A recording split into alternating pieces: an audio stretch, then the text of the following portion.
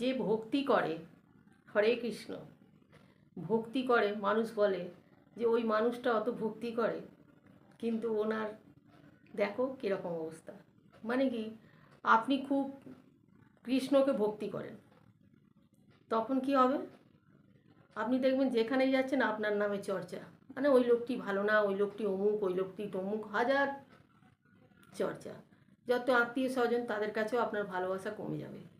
মানে ওটা চর্চার মধ্যে আপনি পড়ে যাচ্ছেন, আপনি সব জায়গায় খারাপ হচ্ছেন, মানুষ আপনাকে খারাপ করছে, আপনি যেদিকে তাকাচ্ছেন সেদিকেই যেন মনে হচ্ছে কিছুই নেই।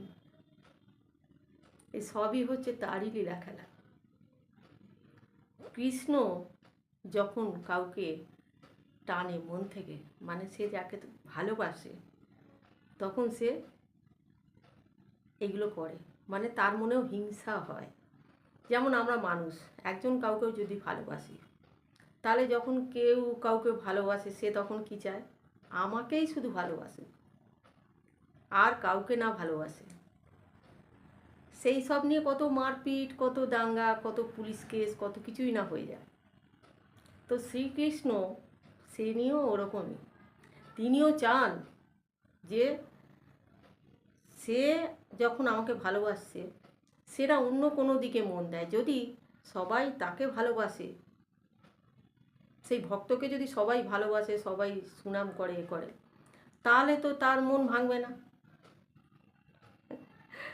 আর তার মন যদি না ভাঙে, সে তো কৃষ্ণর পায়ে মানে কৃষ্ণর দিকে তার অত মন থাকবে না।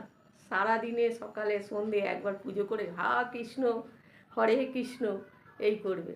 কিন্তু যখনই সব জায়গা থেকে তার তিরস্কার, যখনই সব জায়গা থেকে তার শুনবে যে সে বদনাম, খারাপ কথা, তখন তার মনে হবে যে দুনিয়ায় কিছু নেই, যা আছে আমার কৃষ্ণর মধ্যেই আছে, কৃষ্ণর চরণেই আমি পড়ে থাকবো।